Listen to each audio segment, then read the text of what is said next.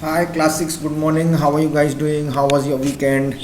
And you must have enjoyed having fun.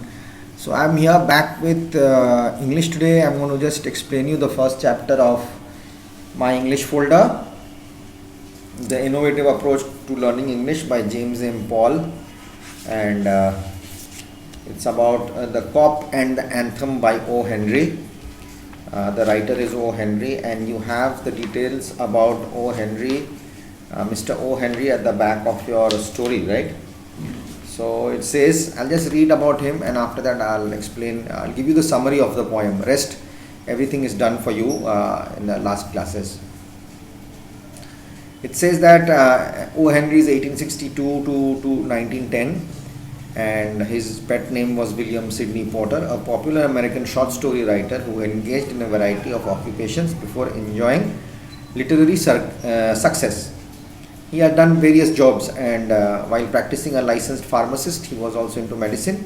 He enjoyed drawing accurate cartoon sketches of townspeople, of people going around in the town marketplace. He worked as a cowboy on a Texas ranch on a horse where horses are bred, as a teller in the bank and a bookkeeper in a teller and bookkeeper. Teller is a person who gives you the money in the bank, the money counter, and bookkeeper in a bank in Austin, and was a part of music quartet, singing and playing the mandolin as well as the guitar.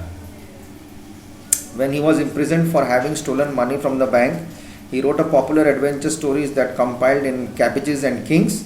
On the release from prison, he moved to New York, where he wrote over 300 short stories, earning worldwide renown. His most popular collection of stories was The 4 Million, which recreated the lives of ordinary people in New York City. O. Henry's style of writing is distinguished in his witty narration, characterization of ordinary people, sudden twists in the plots, and surprising endings. That means it says that he was into quite a lot of jobs, jack of all trades, and so he went to jail also, and he was caught for stealing money. And when he went to jail, people change. People change anytime. It doesn't have to be that you have to go to the jail and change, but people do change in a certain point of time in life, and so that really matters as long as people are doing. So he knew his writing. He was into medicine, and he was into into banking, and he was into cartooning. So he had various things, so that he changed and he started writing. And I guess his stories are going to be very interesting. So can we just start, and I'll just give you an explanation of the story on a brief base. And the Cop and the Anthem. What is the anthem? Anthem is a song we do which is sung together for a country, right? That's what is an anthem all about. That's what as the Cop and the Anthem. What is this anthem? Means repeated quite a lot of times is what I understand so far. So it's about a character named Soapy. He was a very poor person, and he didn't have much means of living, and he was not a bad person. So he was a very good person, but by heart he didn't have the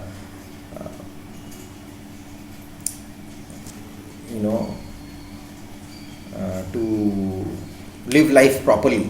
So this is the Cop and the Anthem. So this is anthem is identified as a particular group, body, or cause. Okay, rousing up a song for a perfect cause or for a body or group. So this is this anthem. The Cop and the Anthem is told about. Anthem here is Mr. Soapy, because it's about him always. It's always about him, and we are talking about him. So Mr. O. Henry is talking only about Soapy and the life of these type of people, which go through what problems they go through and how and what happens to them. Okay, Soapy, a young man, has left his parents and become a vagabond. A vagabond is what? A vagabond is a person who goes from place to place. Actually, he does not steal. He goes from place to place because in search of money. He doesn't have money, so he goes from place to place in search of food and money. He spent all his days in Madison Square alone with which was all right in summer, as he made his bed warm with three newspapers. There were many others like him living there. One day he started feeling uneasy that what would happen in winter, which was now approaching. The park bench felt cold and he needed a cozy place. He never thought of going to a warmer place outside the country. He just needed 3 months in the past on Blackwell's Island. Now, Blackwell's Island, what do you understand by Blackwell's Island? Blackwell's Island is, guess, as far as I know, it's jail. It's an jail. Blackwell's Island is a jail. So that's where fugitives are kept there. People are locked into it, and so that's where people are taken, like our, not like our Tihar jail, but those jails are quite better and they take care of their prisoners very well. And so that is all about Blackwell. So where is this Blackwell? This Blackwell is in America, and we are speaking about America here, right? So America is the place we are talking about, and we are talking about this person. It's a Roosevelt Island in New York. It's in New York in the US. So it's in deep connection to disability in Karachi Nation from nearly 1900s. It was an asylum first, and then it became a jail, and it was on the Roosevelt Island. Is a narrow island on New York City East River, within the borough of Manhattan. It lies between the island and the west boroughs of Queens on Long Island. It's a huge place.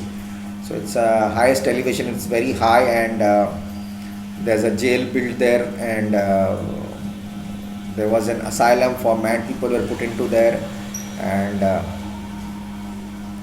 for lunatic people. Then I guess it became a jail, and that's where you will get free food and free clothes for 3 months during the winters. So a poor person like Soapy, what will he do? He has to go there and stay. Okay. So what happens is, I'm going to just read the book, the story for you, and then I'm going to give the explanation, brief explanation. Okay. So we'll go part by part. I hope I'm not boring you. Okay. So sometimes, in spite of our best efforts and most careful planning, we fail to accomplish our goal. Right.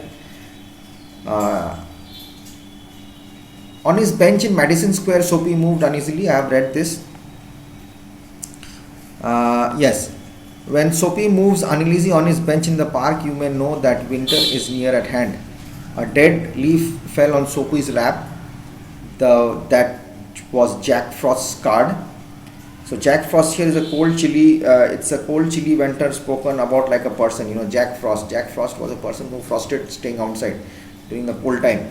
So Jack is a kind of the regular residents of Madison Square and gives fair warning of his annual call.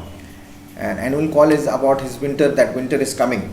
And therefore Soapy moved uneasy on his bench. You know, so when you are feeling cold, you know, you try to cuddle, you try to move. So Soapy was a bencher type of life. You know, he used to go around places in the parks. Madison Square is a place in the US, and he used to go around. It's a happening place, so people used to go around, sleep on benches. And where will poor people sleep in India? Poor people sleep on the street, on the stations. You know, they go and stay in the stations, they sleep in the night, get up, they beg in the morning, again they go and sleep. So that's their home. You can't help it. But there are some people who prefer going to the jail for 3 months during winter. You will get free clothes, you will get free water, free food. No matter what food they get, food is food. It may be good or may be bad.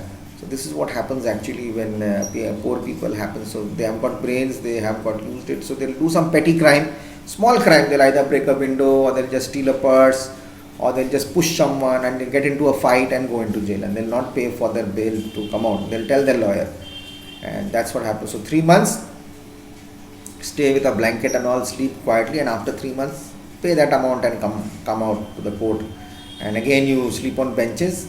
And again when winter comes again. So that was a normal life. So that's the anthem, you know, repeated always. So it's always sung. That anthem is always sung in Soapy's life. So for years, hospitable what do you say, in the comfortable and welcoming. For years, Hospital Blackwell's island prison had been Soapy's winter quarters, just as his more fortunate fellow New Yorkers had bought their tickets to Palm Beach and the Riviera in France. Each winter, so Soapy had made his humble arrangements for his annual visit to the island, and now the time was come. Generally, what happens, all New Yorkers and all during winter time, because it's very cold, it starts snowing, people go off to the seaside or go off to France. And France during the 17th century and all, during that time, people were having estates and rivieras, huge farmhouses, they're all made into hotels. So people go off during their, and in France for summer, for winter in France it's a nice weather. So winters they move off to France or they go off to Palm Beach. Either they're going off to California or they're going to Hawaii or something, or any other seaside beaches to feel warm and enjoy their winters there. And Soapy has got no other option but to go back to the prison, to his own comfort. He cannot afford going anywhere for a holiday. He has to pay money for food and to eat as well. So I'll come back in the next video and I'll explain it to you.